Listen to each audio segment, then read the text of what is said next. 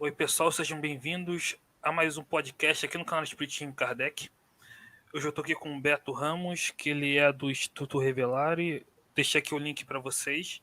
Quem se interessar, vai lá no canal do Instituto Revelare, né? Eles passam bem uma visão do Espiritismo, né, mais racional da ciência e filosofia, né? Então, assim como a gente tem aqui no canal uma proposta mais baseada em Kardec, então vão lá no Instituto Revelare, que é interessante, né?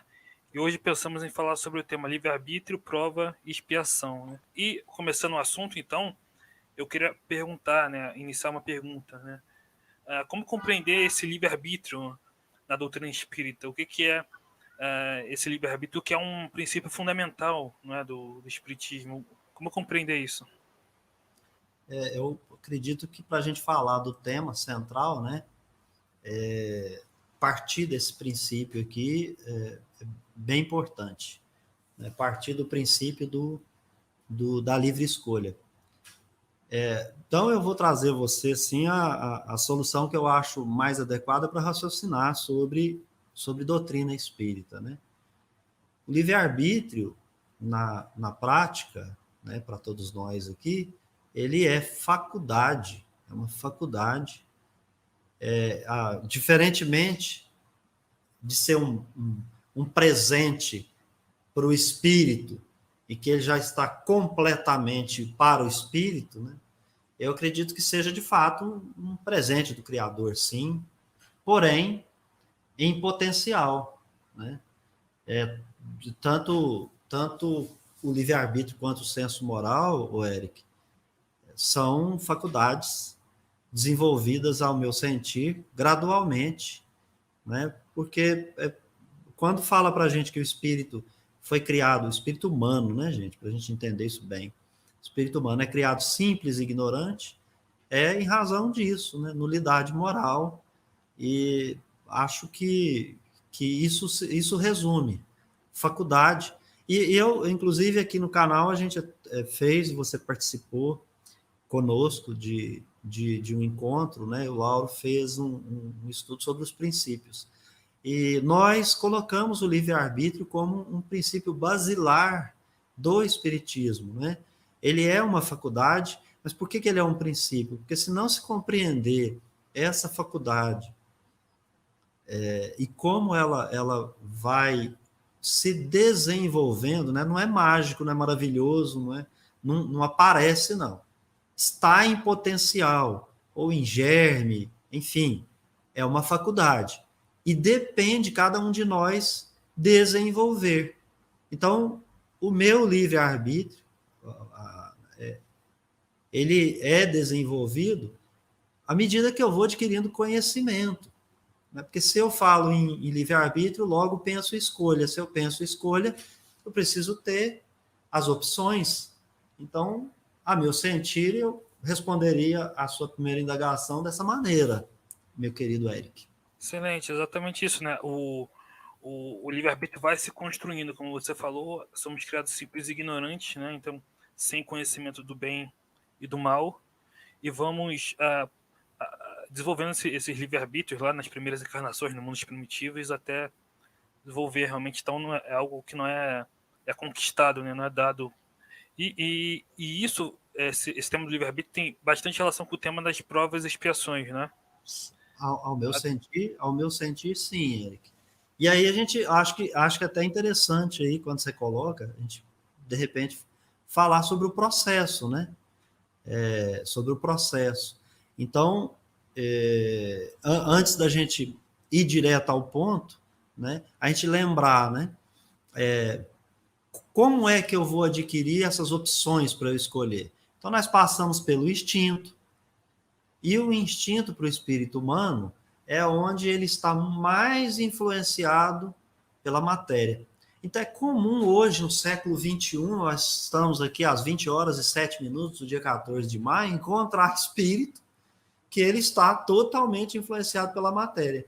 E apesar dele demonstrar uma aparência de evolução, ele, na prática, ele possui vínculo com paixões e hábitos adquiridos que ele condicionou ao longo das sucessivas reencarnações e, portanto, ele ainda está naquela fase.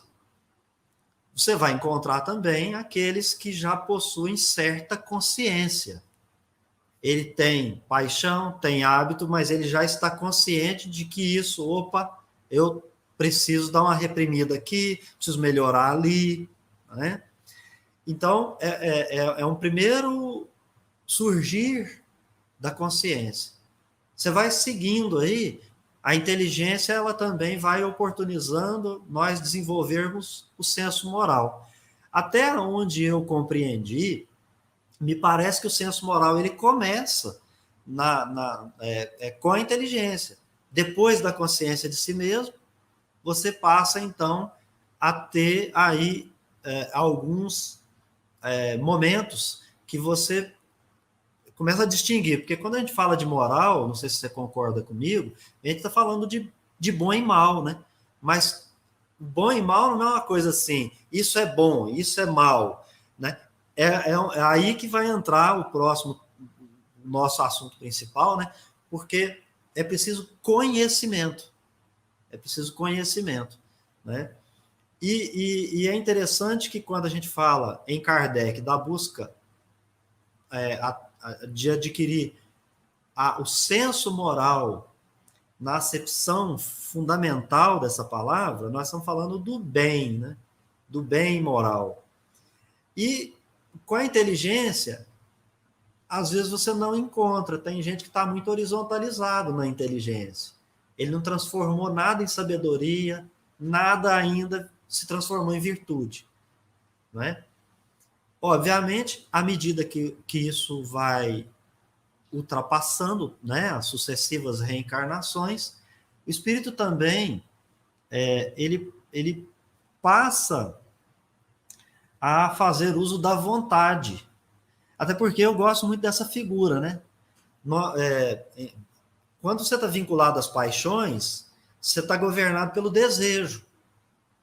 Mas a partir do momento que você passa a sofrer uma influência do espírito imortal, e aí usar a vontade, penso eu que aí sim o espírito está dizendo assim, eu quero tal coisa, mas eu não devo. Não devo, isso não é bom para mim, não é bom para o coletivo, né? Então tem também essa questão aí da evolução, né? Agora, nesse aspecto aí, falando de desejo, de vontade, né? Eu penso muito na questão do indivíduo. Ele vem, pensa, logo existe, descobre que é um indivíduo, faz parte de uma sociedade, mas ele tem primeiro uma busca. Então, se você ultrapassa um pouquinho aquele obstáculo do instinto, ele já está usando a inteligência, mas a bem de quem?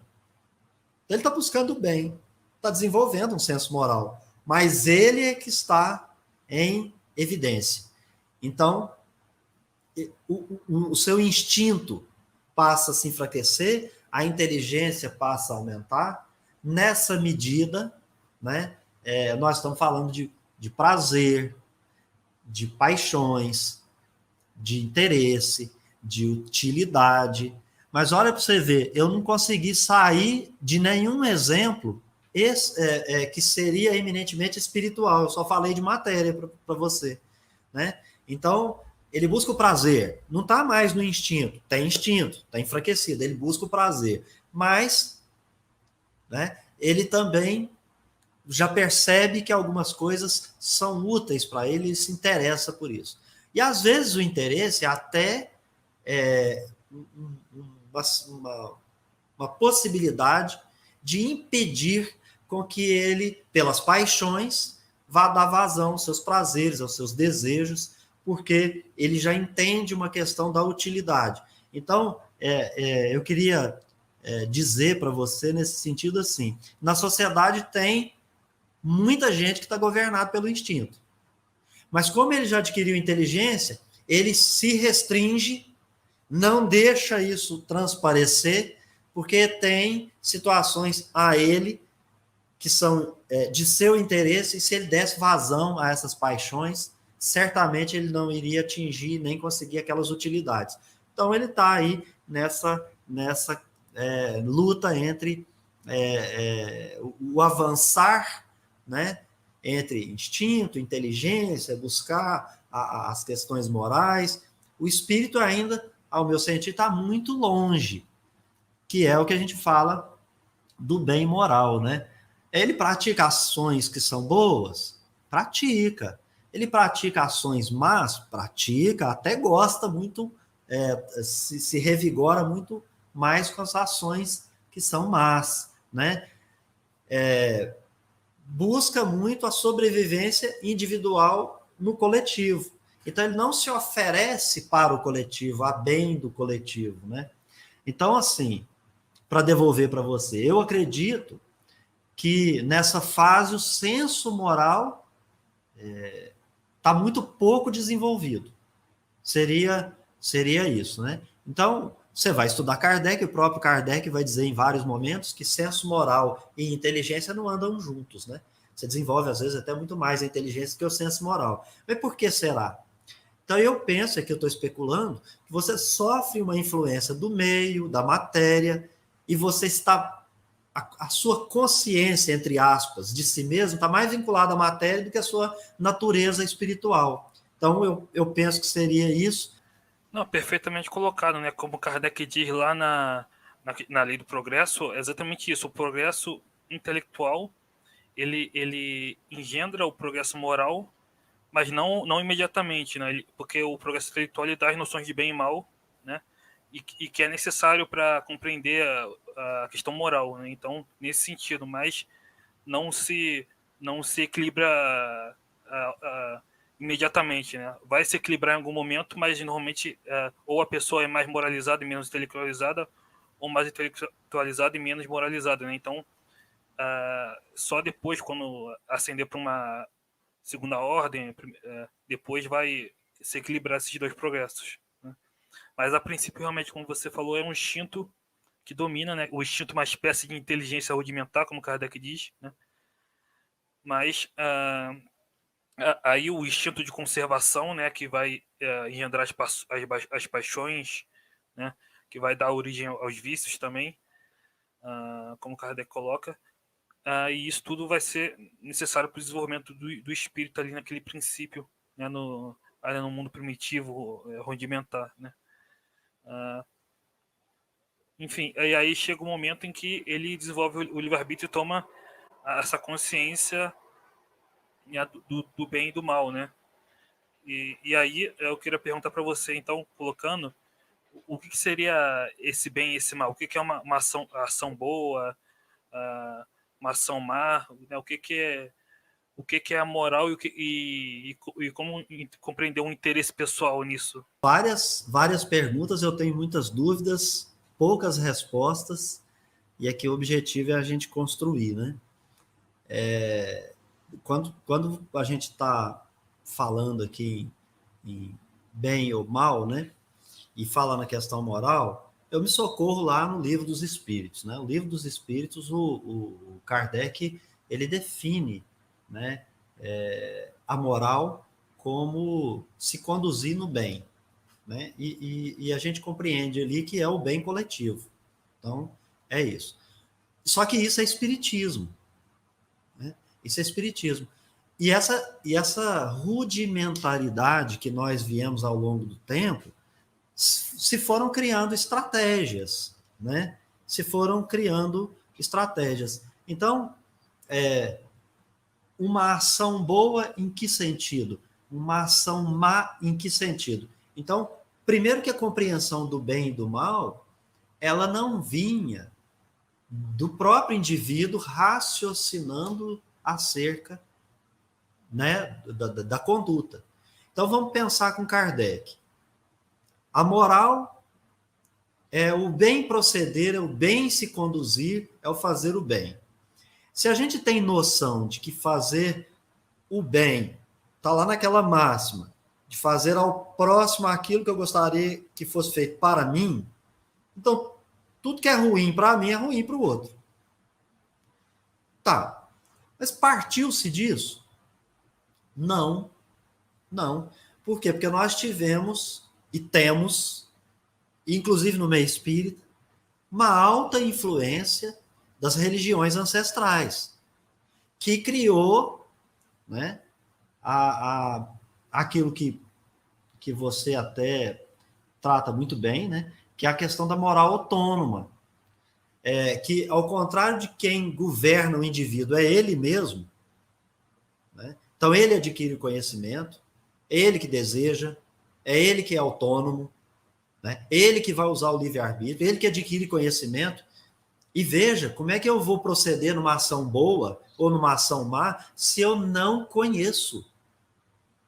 Então, criou-se o sistema de punição e de recompensa, que é a moral heterônoma da teologia, das religiões ancestrais. E aí é que está. Moral para o espiritismo é o bem proceder, é a regra da boa conduta. Boa conduta é agir no bem. Agir no bem, logo, é fazer para o outro aquilo que eu gostaria que fizesse para mim. Não fazer para o outro aquilo que eu não gostaria que fizesse para mim. Mas aí, a teologia colocou moral como a intervenção de Deus, e isso que vai ser o grande problema, né? Porque aí a briga entre teísta e deísta entra nessa questão da moral, como obra da vontade arbitrária de Deus. Então se cria uma teoria de que Deus é providente de fato, intervém na criação, intervém em tudo. Você não escolhe absolutamente nada. Quando se cria uma teoria deísta, eles falam o seguinte: não, Deus criou o mundo, pôs uma mochila nas costas e foi embora, largou tudo aí. Que também não é essa proposta espírita. Não é? A gente vai entender isso, né? Então, eu acho que para a gente definir ação boa, ação má, a gente tem em mente que quando a gente falar agora de prova, de expiação, a nossa mente espiritual, estou falando, o espírito imortal, ao longo das sucessivas reencarnações, ele vem com o seu atavismo de punição e de recompensa. Então, quando você chega para a pessoa, ela vai criar uma imagem, uma ideia de qualquer literatura que você entregar para a pessoa, com base nisso, porque foi isso que foi nos entregue ao longo das sucessivas reencarnações. Ou seja, você agiu bem, então tem uma recompensa. Agiu mal, castigo. E isso é Santo Agostinho que leva, inclusive, para a pedagogia. Vai ter mão palmatória, vai ter castigo físico. Entende? Então, assim, agora no século XXI que a gente fala que existe dislexia, que nem todo mundo tem a mesma velocidade para adquirir o conhecimento, e tem a questão que também o Espiritismo trata disso, que chama-se bem-estar, que nem todo o conhecimento para o espírito que reencarna está dentro vamos chamar de planejamento. Então, as suas aptidões agora, porque o espírito não chega apto para tudo, ele vai escolher um gênero de reencarnação. Então, ora, ele não chega pronto para tudo quanto é coisa, não. Agora, o mundo nos leva para estar em tese nessa generalidade. Está pronto para tudo. E não funciona bem assim. E aí vai acontecer N situações por conta de que nós também, enquanto sociedade, a gente não colocou o Eric no lugar que ele gostaria, o Beto, para ter o bem-estar. Né? Porque lá na lei de igualdade, fala que a sociedade, né, na lei de sociedade também você vai encontrar isso, que é obrigação da sociedade fornecer o bem-estar para aquele que compõe a sociedade. E nós somos iguais, porém diferentes, porque cada um vai ter o seu bem-estar em determinado ponto. Então, essa questão da ação boa, para o espírito, que não tem conhecimento, que está, por exemplo, vinculado à matéria, mais para o instinto, o que você acha que é uma ação boa para ele? Então, vamos lá. Um vício qualquer que alguém quiser pensar, que agora a gente está entendendo que é vício. Para quem está vinculado lá naquela experiência, do desejo, do querer, do descobrir, que ainda não sabe, não adianta explicar isso para ele. Aí então nós vamos punir ele. Aí é que entra a questão de que essas punições não podem, não devem ser externas, porque fica desrazoável, né? Então, a gente chega, Eric, no ponto em que nós, e a gente falava disso agora, né? Mas para recordar, a gente chega na questão da moral espírita. E aí é um conjunto de conhecimento que a gente vai construir, porque eu tenho que passar pelo dever, como um princípio da ação humana, o indivíduo pensar e agir por conta disso, porque se eu estou lá no bem e do mal, e lá fala que a moral regula a conduta humana, aí veja bem, me permita especular, eu vou lá para o texto e extraio do texto essa ideia. Se a moral é a conduta do bem proceder, o bem moral, ele vai apontar por uma lei que vai regular uma atividade minha na matéria. Então, qual que é o princípio que rege a minha conduta em relação a você? Dever. Aí é que tá. O problema é que a gente começa a criar o dever e começa a criar intermediários. A gente começa a criar intermediários. E aí chega as religiões ancestrais que não te permite ter uma relação direta com Deus. Você precisa lá sempre de alguém, ou num púlpito, né? Para fazer a interpretação para mim, para eu chegar até lá, né? Ou preciso daquele que vai fazer o pastoreio, ou vai ser a figura do pai, enfim. Você vai pegar vários aí que vão fazer ou vão cumprir esse papel. Mas por quê? Porque desconhece que dever não é eu devo fazer algo porque o Eric mandou. Não, eu tenho que proceder a partir do momento que eu tenho liberdade, consciência e racionalidade. Porque aí eu posso usar a minha vontade. E aí o que eu vou fazer com aqueles vícios que a gente acabou de falar? Eu passo a transformar esses vícios em virtudes, né? Passo a transformar em algo positivo para mim e para os outros, né? O Kardec, né, quando ele fala desse assunto, né, ele traz uns exemplos bem interessantes. Ele fala de justiça e de caridade. Caridade sempre como Jesus a compreende, né? Então ele fala assim, justiça para a conduta humana é respeitar as leis. Quando eu respeito a lei, eu respeito o direito do próximo. As leis humanas mudam. E a caridade? A caridade é aquela que não vai reconhecer regra, não vai ter limite, porque ele não vai fazer porque a lei manda.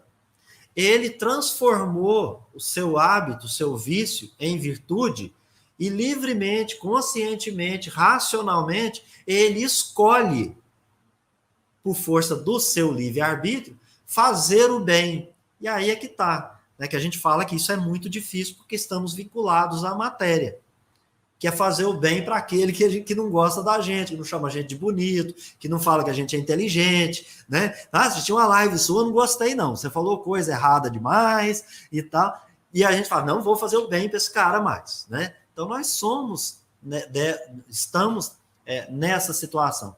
Agora, quando a gente fala desse dever moral, eu penso que seria isso aí que a gente teria em mente, Eric. Mas eu falei demais aqui, passo para você considerar aí sobre essas falas aí, para ponderar também. Não, perfeito o que foi colocado, né? Como você bem colocou, o Espiritismo coloca uma moral, né? Que não pode ser guiada simplesmente por recompensas e punições, né? Porque senão aí entra o interesse pessoal, né? E Kardec fala da caridade desinteressada, ou seja, onde o interesse não entra, né? Isso é até um princípio da ética do Kant, da ética, né, kantiana, fazer o bem de maneira desinteressada, né? Então, e como você falou, acho que primeiro a gente começa a fazer o bem por dever, né? No progresso do indivíduo, e depois ele introjeta aquele bem e começa a fazer por simples, né, questão de evolução, né? Então, muito bem colocado.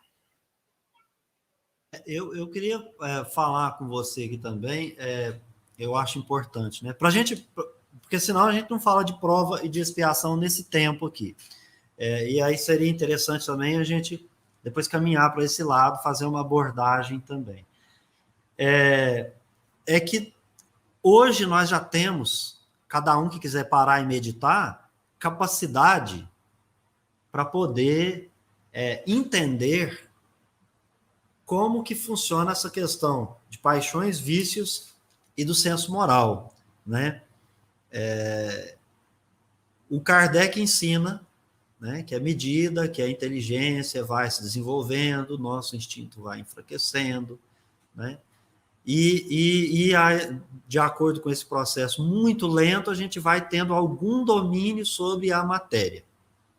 E é a partir desse domínio, a partir desse enfraquecimento do instinto, é que de fato a gente passou a ter opções. E aí, então, nós temos escolha, livre-arbítrio.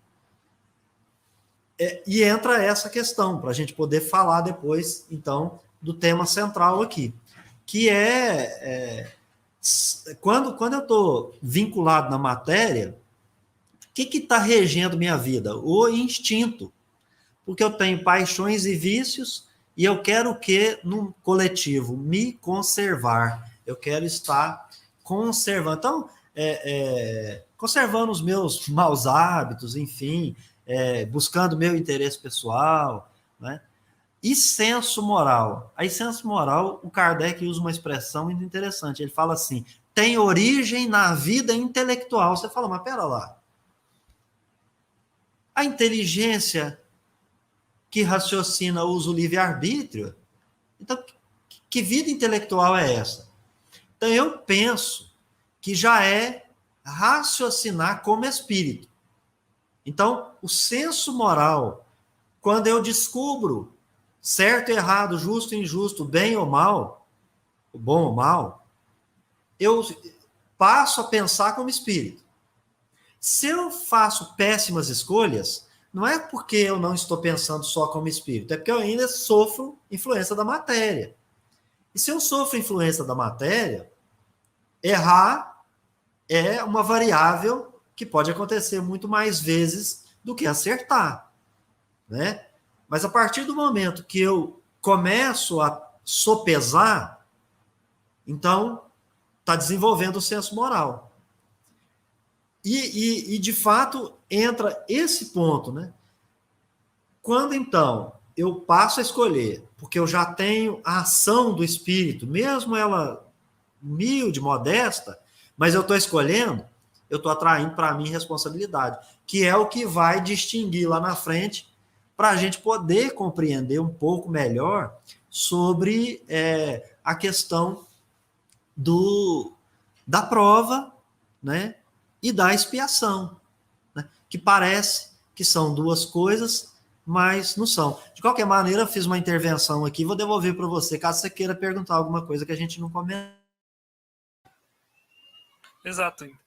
Importante que você falou, né? Quanto mais a questão intelectual se desenvolve, o senso moral também, por conseguinte, também se desenvolve, e a responsabilidade dos atos, como você disse. Então, mais responsável é o indivíduo pelos atos. Enfim, mas eu acho que a gente já pode, né, entrar, talvez, no tema das provas, né? Como compreender essa questão, a relação da prova e expiação, né? Vamos lá, então. Vamos tentar desenvolver aqui. Para a gente falar desse tema aqui, nós poderíamos ter, no meu ponto de vista, nós poderíamos ter várias vertentes, né? A gente poderia estar fazendo aqui uma exposição de tema, e aí a gente viria voltando lá na questão das religiões ancestrais, falando de heteronomia e etc. Porém, eu percebo que nós já temos um avançar aí. As pessoas já caminharam por aí. Então, teriam outros aspectos, e quando eu estava aqui meditando para a gente poder conversar, uma das coisas que me veio à mente é aquele ensaio teórico do Allan Kardec, no Livro dos Espíritos, onde ele fala das sensações dos espíritos. Eu estou falando da questão 257. E que lá, a certa altura, ele escreve algo, né? E aí me permita, vou ler isso aqui.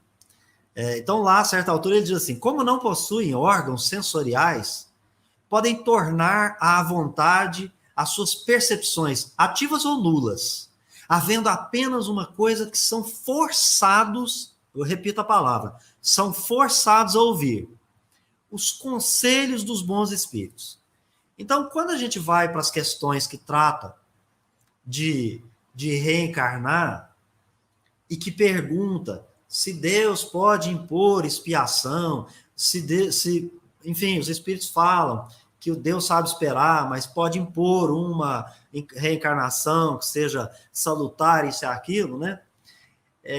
A gente, às vezes, briga muito, porque as palavras estão lá e elas têm muito vínculo com o século XIX.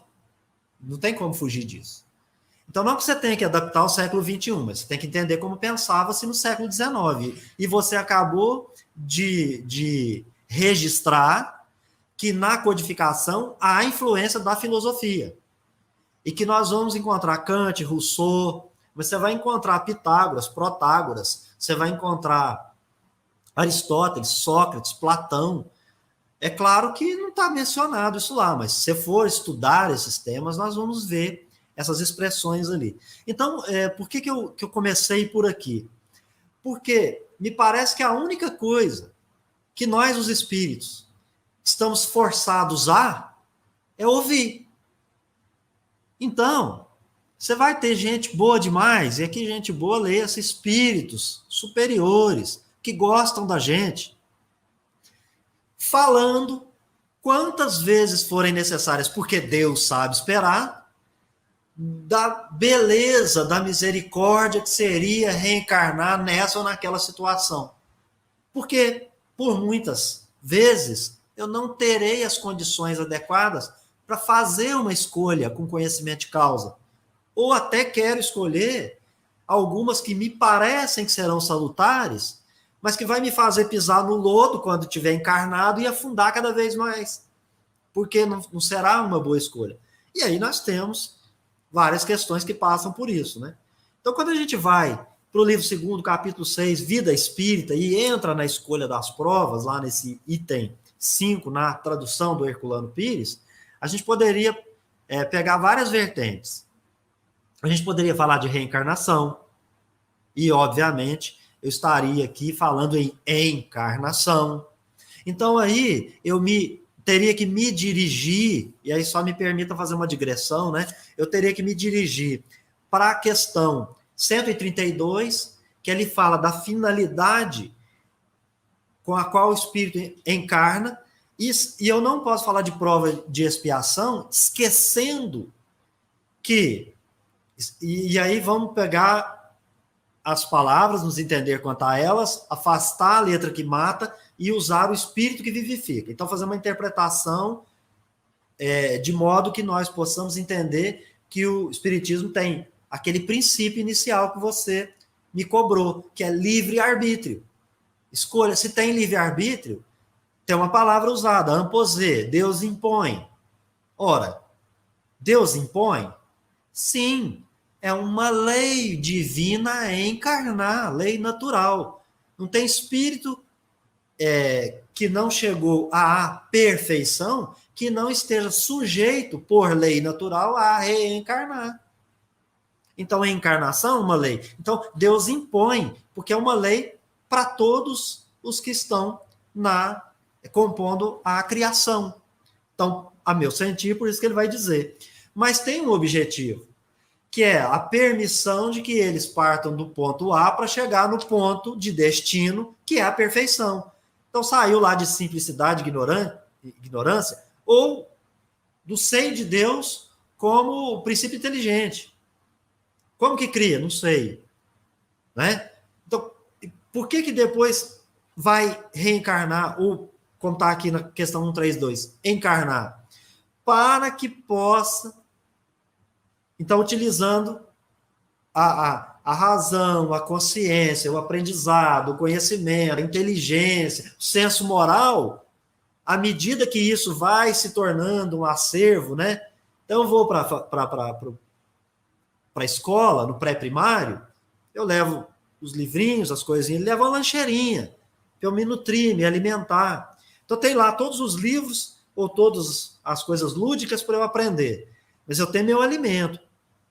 Então, eu tenho aquela partezinha que eu vou tirar da minha lancheirinha, que eu vou me nutrir daquilo, que é o meu acervo. A metáfora aqui é só para dizer que o meu lanchinho vai ser aquilo que me alimenta. O que me alimenta como encarnado é o conhecimento que eu possuo. E dentro daquele quadradinho que eu tenho de conhecimento, é que eu posso escolher. O meu dever está ali, não está fora. As consequências de qualquer coisa que eu fizer tá só ali, não fora. Então não adianta as pessoas olhar para A, B ou C e falar assim, ah lá, aquele ali, ele tá todo estrupiado, logo ele fez isso, aquilo e aquilo. Gente, vamos parar de ser oráculo, né? Que não dá para saber o que aconteceu. Você é fiscal da reencarnação alheia? A gente não sabe. Então, reencarnar, ou encarnar, primeiramente, é para a gente chegar à perfeição. E aí entra na parte que nos interessa. Para uns é expiação, para outros é missão. A coisa é tão boa, tão resignado, que ele virou até missionário da encarnação. Por que é expiação? Cara, corpo humano, sujeito à lei biológica. Eu trombo com a quina aqui da mesa, machuco o dedinho mindinho. Você acha que isso é... Como que é? Isso é, de fato, essas expiações que a gente tem que entender com muita calma nessa hora. Porque expiação é isso. É coisa que eu estou sujeito a, seja por ação minha, e tem, ou aquelas que eu não posso fugir. Meu estômago, ele tem um tamanho. Então, se eu colocar mais comida nele do que ele pode absorver, vai acontecer um mal em mim. Não sei para o Eric o que vai acontecer, para outros que estão aí nos assistindo. No entanto, né, nós teremos aí uma variedade de situações que vão acontecer. E nós temos, para quem está encarnando na matéria, a sujeição à lei natural. Lei da gravidade, leis biológicas, né? Então, várias leis que os espíritos respondem lá nas 614 seguintes, que são leis divinas, porque todos estão sujeitos. Né? Então, ele fala isso, né? E ele fala que o que é a finalidade da encarnação? Proporcionar os meios para que o espírito adquira as condições de enfrentar sua parte na obra da criação. E aí, essa parte na obra da criação, ela é no tamanho de cada um. Não tem o que é mais, o que é menos, o que é maior, o que é menor, né? Nós vamos ter na encarnação aqueles que são superiores, os inferiores, né? Depois troca de lugar, classes sociais, mas o espírito é tudo igual, tem o mesmo destino, o mesmo objetivo. Então, as condições que a gente experimenta aqui, nada mais é de que ação pedagógica, Eric. E aí a gente... indo para 258 aqui, né? Que é onde a gente começa a pensar qual que é a ideia. Então, veja bem, para eu entender prova e expiação, a pergunta primária, eu entendo o que é encarnação mesmo? Tá. Se eu entendi o que é encarnação, logo, eu também entendo o que é reencarnação. Por que ela acontece? E se eu entendi encarnação e reencarnação, logo, um princípio que é a pluralidade das existências, eu tenho ele em mente. Então, o Erasto até fala assim, dogma da reencarnação. não é no sentido de que você não pode discutir. Não, você pode discutir. Até porque, se você concordar ou discordar, pouco importa. É uma lei natural, todo mundo vai reencarnar até chegar a espírito relativamente perfeito, né? Então, quando a gente vai observar essa resposta, né, de que o espírito escolhe o gênero de prova, aí entraria aquela pergunta: o que é prova? O que é expiação? E aí, então, eu peço licença para você o seguinte: antes da gente tentar conceituar, até porque nos leva para a ideia do dogma, para o conceito, e as pessoas querem tudo menos compreender. E a ação intelectiva da compreensão eu posso até não conceituar o que é prova, mas eu sei o que é. Eu posso até não conceituar a expiação, mas eu sei o que é. E como eu sei, porque o meu pensamento é tudo, quando eu estiver como espírito, eu entendo essas duas faces que eu chamo de duas faces da mesma moeda. E aí, diferentemente, eu fui lá para a obra O que é o Espiritismo. E lá no capítulo 1, Kardec faz um diálogo com o padre, né? E eles vão tratar, a certa altura, Eric, dos dogmas. Eles vão falar dos dogmas. E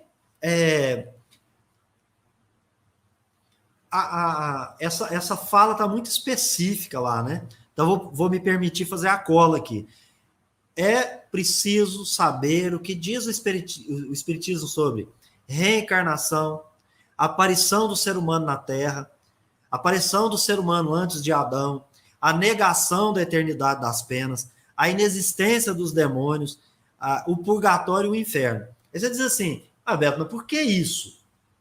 Porque todos os que falaram sobre prova e expiação nos púlpitos e que ficaram na mente da maioria dos espíritas, que eu já tive contato nesses termos, estão vinculados a esses pensamentos aqui, mesmo sem os defender. Então, o que o Kardec expõe para a gente entender a questão dogmática e conceitual? Porque a questão lá é assim: mas o Espiritismo nega os dogmas da igreja. Ele está conversando com o padre, então ele está falando da igreja. E o Kardec vai dizer assim: não, a gente os explica racionalmente. Agora, quem quiser ficar vinculado à ideia daquele dogma, tranquilo. E o Kardec usa um critério. Qual que é o critério? Científico. Para poder vir falar assim: não adianta você falar que a Terra foi criada em 6 dias, em tal data, se eu tenho a geologia que me prova diferente, se eu tenho as camadas da Terra que me provam diferente. E ele vai tecer em vários lugares explicações racionais acerca desses temas. Então eu preciso primeiro me desvincular dessas ideias ancestrais, que é o que a gente falava lá. Então aqui a gente está trocando em miúdos, dizendo quais são essas ideias ancestrais, né? Aí o Kardec até diz assim, né? Os teólogos divergem sobre esse tema, então não somos nós que estamos contra. Porque a teologia também não achou assim o ponto convergente, né?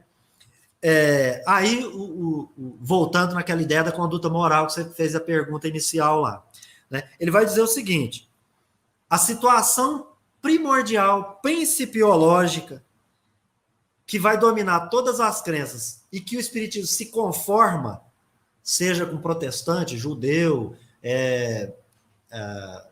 católico, evangélico, ele vai dizer a prática do bem. A prática do bem. E ele vai dizer: essa é a lei superior ou acima de tudo, e que não é isso, não é outra coisa que domina o futuro do espírito. Que interessante, que entra bem de acordo com o que nós estamos falando. Porque, então, o que vai ser o critério de mediação para se falar em prova e expiação? O próprio indivíduo. É claro que a gente vai trazer isso, né? E ele repete o que a gente, às vezes, até falou en passant. Ele vai dizer assim: as crenças irracionais queriam fazer que as pessoas ficassem vinculadas a fazer o bem pelo medo, que é a questão da justiça e da caridade. Porque há muito tempo essa justiça ali, como lei humana, ela misturava lei civil com lei humana. Depois que teve né, vem os filósofos lá, né, e os materialistas vão lá e matam Deus e criam um código, né? E o Kardec depois vai fazer essa recomposição, essa reconciliação, né? Aí ele menciona que não é o espiritismo, mas tudo que é irracional, dogma irracional das crenças todas, a ciência veio e mostrou o contrário. E aí ele é fantástico, né? Porque ele fala assim: qual é a única imposição que o espiritismo faz do ponto de vista moral? Ele diz assim: o espiritismo impõe para todos que se deve, do ponto de vista moral, obviamente, que se deve fazer o bem. Mas ele vai dizer, isso é uma necessidade do espírito. O espírito tem necessidade de fazer o bem e tem necessidade de evitar o mal.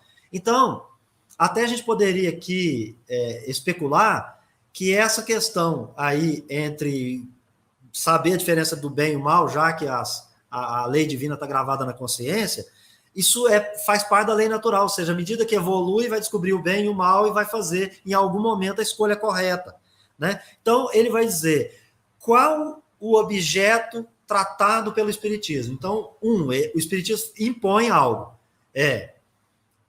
Há uma necessidade de se fazer o bem e evitar o mal. E qual é o objeto que trata o Espiritismo e não outro que alguém queira trazer? Ele fala de consequência moral. Então, olha quando ele fala que é a ciência, né? Fala que é filosofia, né? A ciência que estuda as relações entre os espíritos, e aí ele fala na filosofia que isso produz consequência moral, olha que bonito, e ele fala assim, e são essas consequências morais o objeto de estudo do Espiritismo. Então, a gente está falando em purgatório, pena, inferno, recompensa. Éric, a gente fala isso de um ponto de vista vulgar. E por trás da compreensão de prova e expiação que temos visto, pode até usar outro nome. Umbral, nosso lar, né? Mas está por trás purgatório, inferno, pena e recompensa, né? E veja bem, aquilo que eu te falei, não precisa concordar comigo, não. Pode discordar que a gente não está aqui para fazer tábula rasa. E para prosseguir aqui numa construção de ideias, né, ele vai dizer assim, por conta disso, o Espiritismo ensina algo. Né? E o que o Espiritismo ensina quando ele trata de consequência moral? Se o Espiritismo impõe para que todos, por necessidade moral, então aí logo tem que entender todo aquele esforço que a gente fez aqui no princípio, dos princípios e postulados, porque se não entender livre-arbítrio, vontade, desejo, instinto, inteligência, senso moral, o que é heteronomia? Aquilo que vem de fora. O que é autonomia? É o que sai de dentro. Não se concebe uma compreensão adequada. Porque ele vai dizer o seguinte, olha, aquilo que chamais de castigo dura e está subordinado, ou seja, a duração do castigo está subordinada ao melhoramento do espírito culpado. Eu acho interessante essas palavras serem resgatadas do século XIX, numa boa tradução, porque castigo aqui vai significar castigo mesmo, né? Subordinação significa subordinação, e melhoramento do espírito culpado significa tudo isso. Agora, como compreender isso, Éric? Nós vamos compreender que aqui como é que eu vou enxergar qual vai ser o processo intelectivo para que, de fato, a gente entenda castigo, melhoramento e culpa. Né? Aqui também, nesse ponto da obra O que é o Espiritismo, no resumo que eu fiz, ele diz assim, não há condenação por tempo indeterminado. Ora, gente, ele está conversando com o padre. Qual a palavra que ele vai usar para o padre entender? porque entendei-vos quantas palavras. Os Espíritos sempre nos ensinou isso. E se ele dialoga com um padre, com um sacerdote, você tem que explicar na linguagem que o outro entende. Isso não significa que o Kardec está dizendo que tem isso dessa maneira. Se lá no princípio ele disse, olha, estão compreendendo errado. O vulgo está compreendendo a coisa de um modo irregular.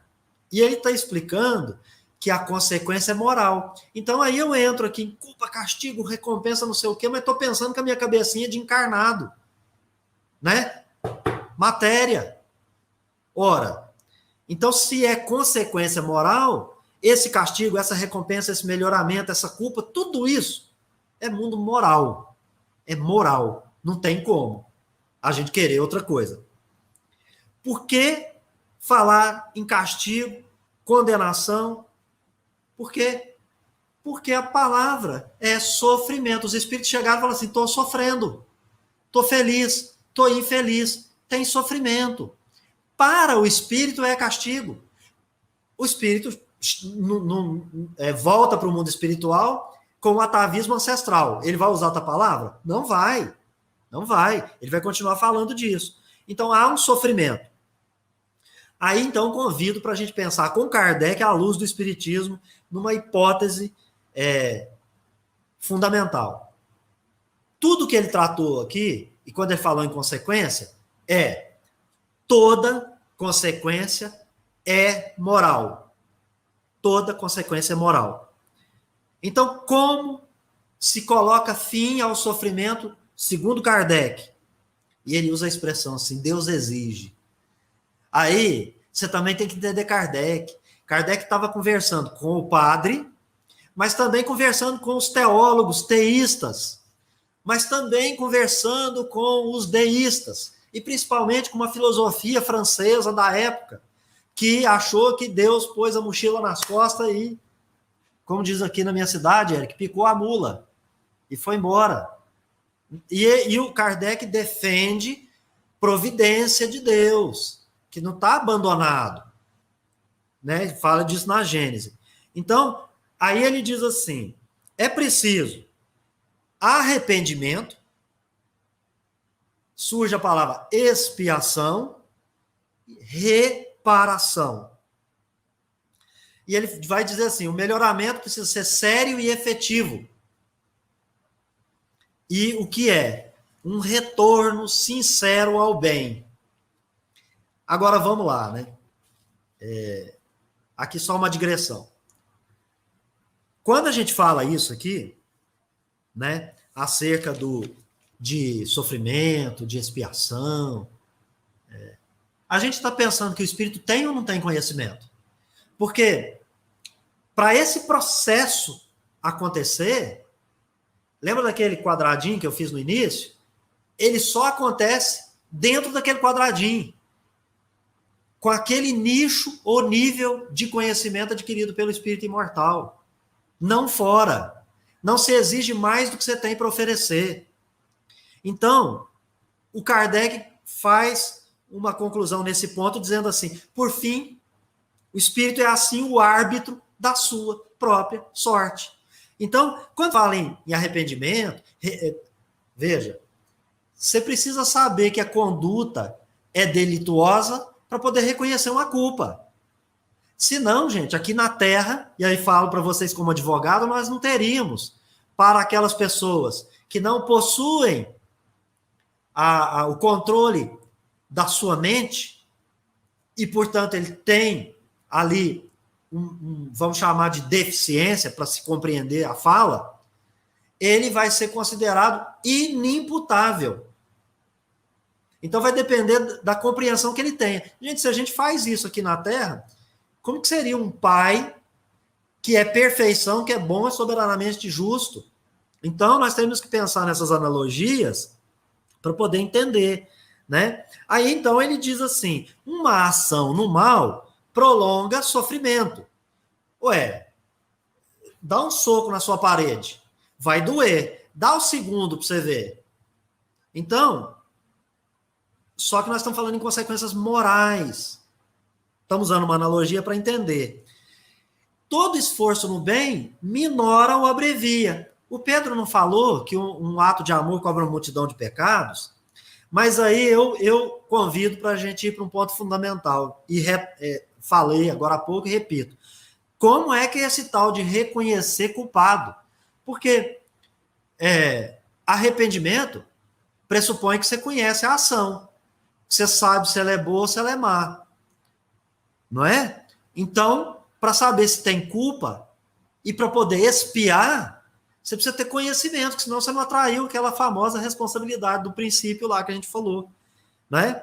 Então, o espírito, ele produz o que eu chamei de atividade intelectiva, usando a pergunta do Eric inicial, que é livre-arbítrio. Toda a sua autonomia dentro do conhecimento possuído. Então, uma ação minha, ela vai ter uma reação diferente da ação do Eric. Por quê? Se o Eric, no mundo espiritual, reconhece a gravidade da sua ação, e eu chego lá, estou reconhecendo meia boca, nós vamos reencarnar e ter experiências distintas, por escolhas próprias. Às vezes, aqueles que não têm nem o acervo intelectual para poder escolher, talvez nem vai poder fazer escolha. Por isso que, então, nós vamos ter aqueles... e aí, por isso que eu fui lá para a questão 257, que fala assim, a única coisa que o espírito é forçado a ouvir é o conselho do espírito superior. Né? Superior vai dizer que ele é bom, pelo menos um nível acima. Ele pode até ser inferior, igual o outro, mas ele está um nível acima. Ele já está melhorado um pouquinho. Então, ele pode vir e dar conselho. O inferior não dá conselho. O igual não dá conselho. Certo? Então, nesse sentido. E aí, para a gente falar de expiação, né? Expiação na vida corporal são todas as tribulações que nós sofremos. Por exemplo, os efeitos da lei biológica que a gente mencionou agora há pouco. E aí eu perguntaria aqui para a gente devagar aqui nesse finalzinho de encontro, né? Vida de sofrimento para todos que estão encarnados na Terra, ela é uma expiação? Segundo o Kardec, muitos espíritos escolhem-nas como provas. Então não dá para alguém chegar na palestra e apontar para A, B ou C que tem que ser assim, que tem que ser assado, por isso, por aquilo. Né? Ele vai dizer que o avanço nessa ou naquela situação decorre da razão de como o espírito suporta a prova que ele se submeteu. Né? Miséria é prova. Riqueza é prova. Riqueza pode ser expiação. Então, gente, a prova e a expiação, ela possui duas faces de uma mesma moeda. Para mim, ao meu sentir, estudando Kardec, hoje, expiação é uma consequência de uma falta que o espírito cometeu, mas que ele a reconhece. E ele deseja, porque se, no que é o espiritismo, Deus exige, na fala de Kardec, reparar para Deus, gente, é tornar o equilíbrio daquilo que você desequilibrou. E como que você torna o equilíbrio? Há muitas, inúmeras formas e maneiras para cada espírito tornar o status quo ante, devolver a harmonia, sem dúvida alguma, diferente para cada um. E a forma como muitos experimentam uma expiação torna para ele uma prova, porque ele sobe um degrau. E prova, a natureza da prova é você avançar, é você passar pela experiência. E às vezes eu vou expiar algo que eu cometi, mas que eu nunca passei aquela situação. E veio e passo numa boa. E aí? Prova e expiação, para mim, duas faces da mesma moeda. Né? Então, é preciso considerar que o espírito exerce um direito perante Deus, que é o direito de escolher à medida que ele vai adquirindo conhecimentos. O problema, a meu sentir aí, Eric, é saber, né, qual que é o ponto de vista que nós vamos enxergar essa questão 258, o gênero escolhido da prova. Tá? Qual que é o ponto de vista do espírito, tanto no mundo espiritual, que ele não está sob a influência da matéria e, portanto, ele pode fazer escolhas mais gravosas, como quando ele chega tendo até feito uma escolha não tão gravosa, mas aqui não suporta por N motivos, pela influência do meio, por exemplo, né? Então, penso eu que esse processo intelectivo é compreender por que sofre, o que sofre, como sofre. Se não houver essa compreensão, eu perguntaria por que sofrer? Sofrer no sentido de experimentar algo, viu, gente? Sofrer é passar por uma experiência. É nesse sentido. Nunca no castigo e na recompensa, no céu e inferno, né? É sobre, a gente está falando sobre discernimento do bem e do mal, né? E aí eu finalizo aqui dizendo que a Terra, ela é lugar de expiação, mas é a natureza do planeta.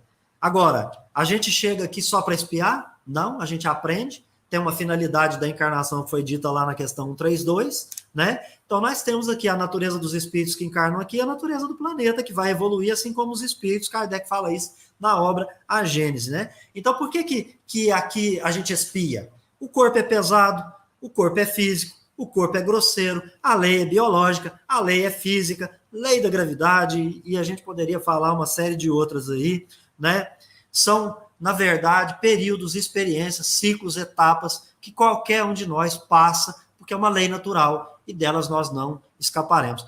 Eu vou devolver para você, agradecendo muito aqui, não terminando, porque, obviamente, fico à sua disposição, né?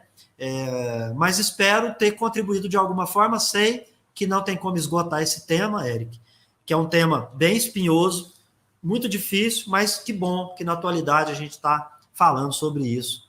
E te agradeço mais uma vez. Então, eu queria agradecer também, Beto, a sua colocação. Enfim, mas eu queria agradecer a todos aqui que comentaram. Eu queria lembrar, curtam, compartilhem, se inscrevam. Vão lá no canal do Instituto Revelar, eu coloquei aqui. Quem ainda não conhecer, tem aqui esse link aqui, YouTube Instituto Revelare. Vão lá, tem também a página no Facebook, Instagram. E então eu queria, Beto, agradecer a sua participação, foi excelente. Eu queria pedir suas considerações finais e agradecer bastante sua participação. Eric, eu mais do que nunca só tenho a agradecer, principalmente você tendo participado conosco no canal. De minha parte, só poderia devolver a sua generosidade, tentando de alguma maneira aqui trazer um compartilhamento. Como disse, eu não sou palestrante, eu sou um expositor espírita, né? A gente aqui faz compartilhamento de temas, não tem tábula rasa. Eu sou um estudioso do espiritismo, que é diferente de ser um estudante do espiritismo.